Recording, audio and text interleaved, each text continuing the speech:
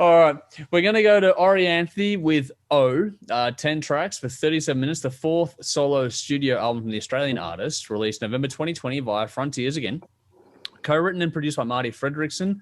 This is her first solo studio album in something like 6 or 7 years, so it's been a little while between drinks for her. Brendan, let's go to you first on this. Okay. I went into the Jeff Scott Soto album expecting to like it and was a bit disappointed. I went into this one expecting not to like it and was pleasantly surprised. So that was good. Yeah.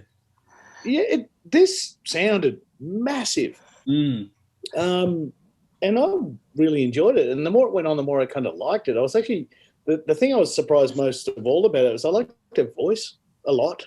Yeah.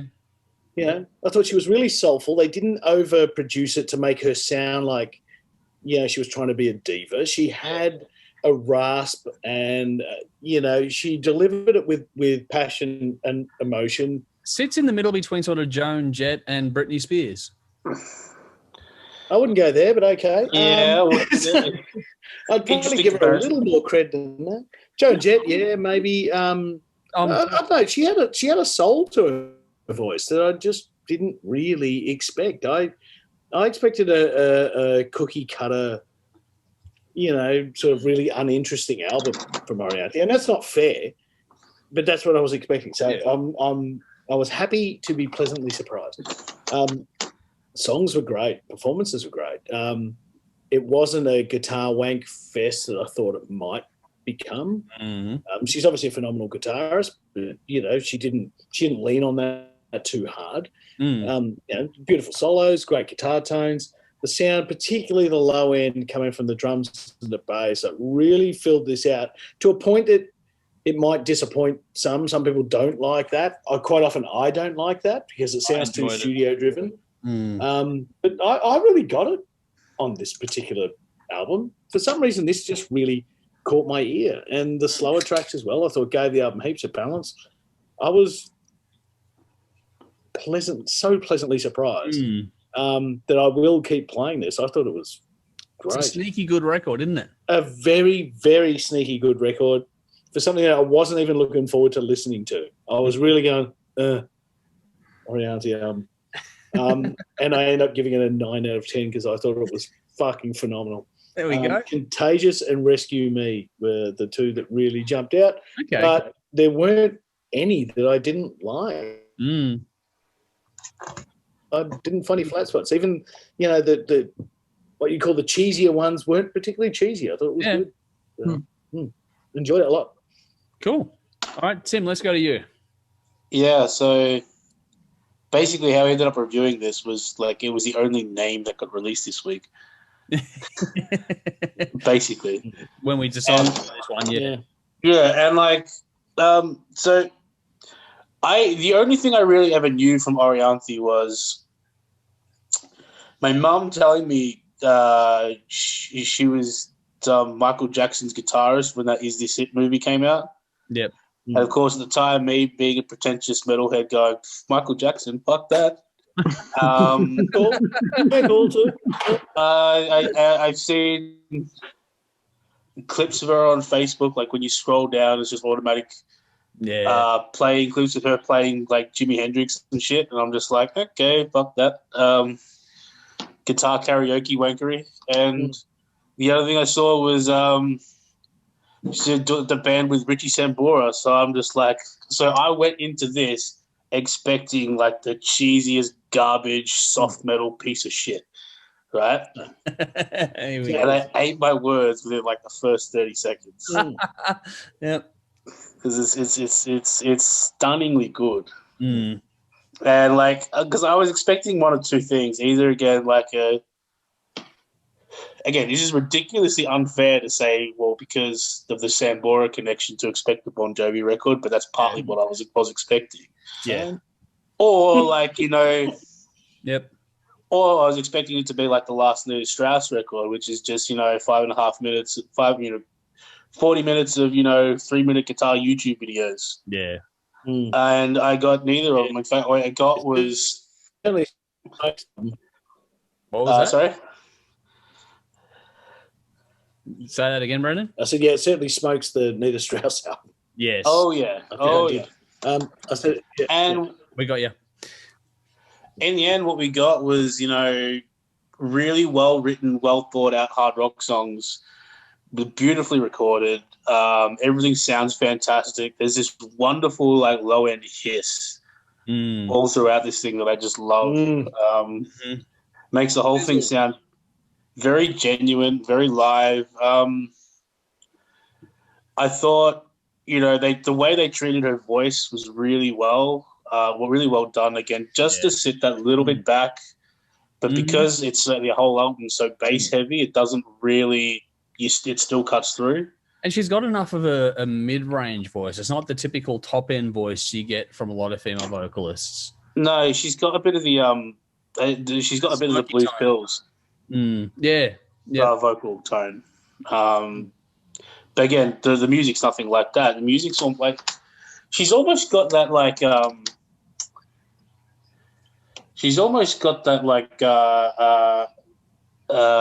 early Nine Inch Nails guitar tone on this. That really, really treble heavy, raspy thing that goes up against that bass heavy drum tone, and her voice just kind of sits right in the middle of it, and it's really out nicely.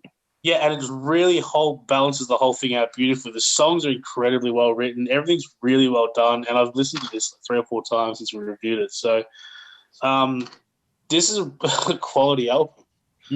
So yeah, Contagious and Blow are my highlights. Cool. 9 out of 10. Wow. Okay, Dave. Yeah, absolutely. Okay, cool. Up until this point, I've only been familiar with her work with Alice Cooper, and I heard one song that she did with Steve Vai, and that was the guitar wankery that you would expect with those two together. But that was pretty cool. But I've never checked out anything of her solo stuff. I keep forgetting the name of a big hit song she had years ago too. I forget the name, but she had one. According to you, that's it. Yeah. Yeah, I don't know it. I knew of it, but I never heard it. But yeah, this was a really good, diverse collection of songs, and it just showed what she can do on the guitar. And she's a damn good guitar player, but as Brendan said, it's not an in-your-face shred album, and her playing just serves the songs. And there are many different styles on here. It's got your rock ones, but there's some blues-based ones, and there's some pop, but it all fits within her own unique style and her delivery, which I really liked. And the track order flowed really well from start to finish. It's really easy listen. And because there are some different styles of music within it, it's what makes it a lot more interesting. It's pretty accessible for anyone who likes any of those types of music: rock, pop, blues, guitar, bass. Yeah, I reckon everyone should give it a listen. As has been covered, her vocals are pretty damn good too. The guitar and vocals seem to be at the foreground, but the rest of the band is they can certainly play. Yeah. So she's the star of the piece. I don't even know who the hell this band is. I can't find any information anywhere. Yeah, I'm not sure on all that sort of stuff. No. Yeah. This album, for all, you'd think Orianthi would get a little bit more, I think, respect from the media. Yeah. Else, and there's not a lot of info. That'd be nice. Yeah. Respect from the media in general would be fucking wonderful, wouldn't it? But anyway. There's a particular radio station that really should be eating this up. That's not. Yeah, but we know they won't do that. There's so many radio-friendly songs on this album. Oh, I know. It's insane, isn't it? Fuck me. Anyway, sorry, Dave. There's no real genre trend in music at the moment, and when people released solo albums back in the day, when there was, people would write toward that trend, but because that's not happening at the moment, she's just free to be herself.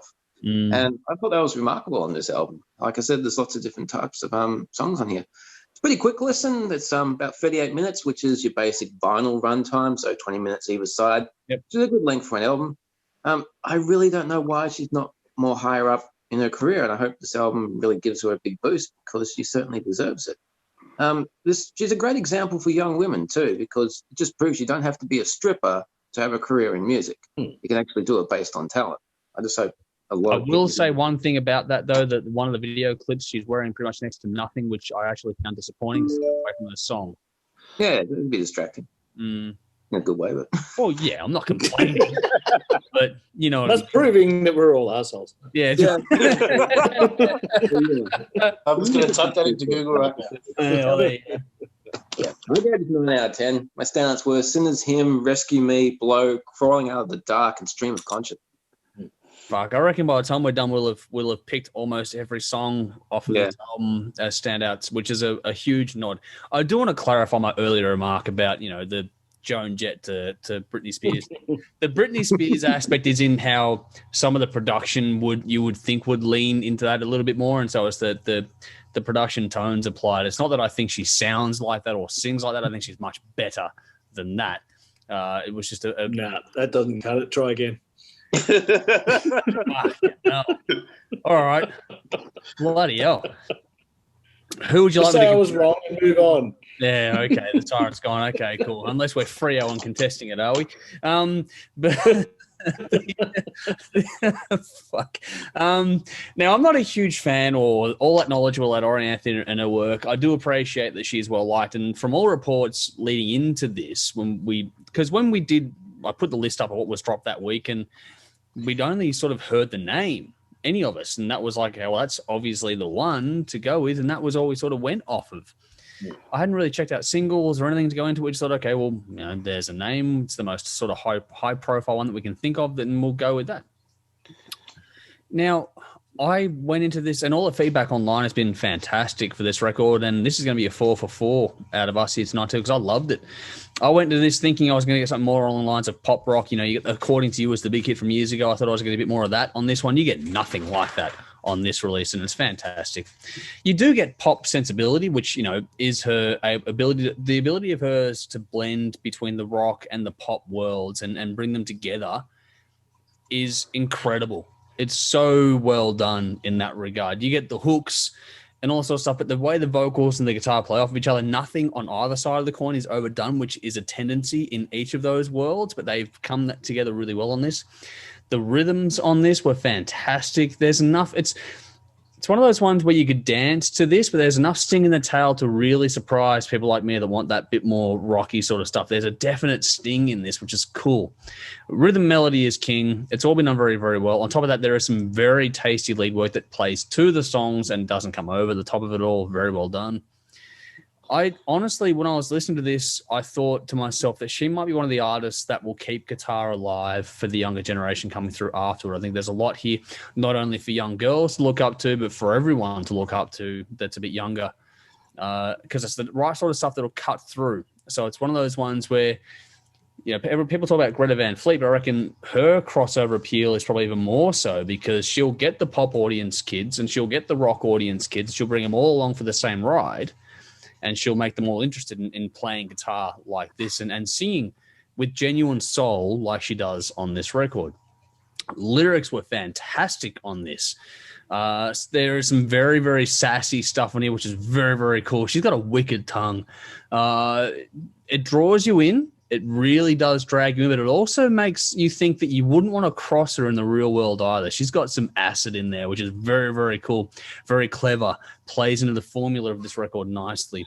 Tempo changes were great. There's a lot of diversity on this record, not a one-trick pony at all, and the use of groove was really well done. Once you dig into the composition, there's a lot of cool little things going on in there as well. It's got very modern production, probably a little bit too crunched in, your final balance kind of thing for my personal tastes, but it's got that really good push and pull about it. The different tones are nice. I love the little nod to Hendrix in some of the tones and the way she was playing. There was some really throwback to Hendrix kind of moments on this, which is very, very cool. While Nala jumps into proceedings here. I'm still happy they really kept a lot of that overproduction out of the vocal, though. Oh, yeah. It was definitely there and everything else. I got that. But there must have been that temptation to wash that over the vocal as well. And they didn't, which was cool. Else of the day. And they didn't. And that kept the passion and the soul in the voice. It made it for me. It really did. Yeah. No, I enjoyed that aspect too. I like how genuine the vocal came across.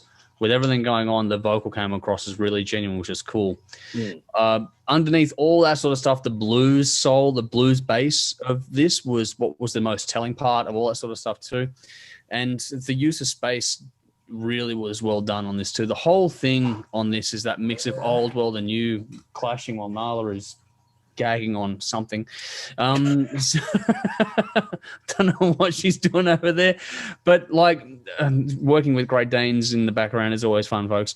But this is like I said, the two worlds clashing in a really creative way. There are songs in here that could go well on either pop or rock radio stations. We know there's a perfect radio station for this in Australia, which will not play it for some fucking stupid reason. I don't know why, but whatever. But this would also work on those stations. Would also work well in the smoky bars and or nightclubs at the same time as well. This will go anywhere and be well received. And that's not a dirty thing when it comes to rock records. This is a genuine rock record at its heart and soul of it all. It's very, very infectious. You know, it's one of those ones where you go in there thinking, like we all have, that you're probably not going to get a lot out of it, and it might be a bit of a guilty pleasure, but I don't take any guilt in the pleasure of this record for me personally. I think it's really well done. It stays with you. It's fun for the most part, but there is also just the right touch of darkness and vulnerability about this too, which gives you a little bit of a glimpse into who she is and how far she's come, because she's not a novice anymore and she's got some years under her belt, and I think that shows on this record here. It's a short ride, but it's a very engaging listen. I thoroughly enjoyed it, a lot more than I have any right to. The opening track is called Contagious, and that's exactly what this record is. 9 out of 10 for me as well. Crawling Out of the Dark. I love that. It's the slowest song on the record, but the vocal and lyric on that was fucking phenomenal for mine. But also Impulsive is a great, catchy song, and same with Sinner's Hymn. So take your pick. We pretty much covered off the entire record on this one here. So, yeah, very well worth checking out for mine.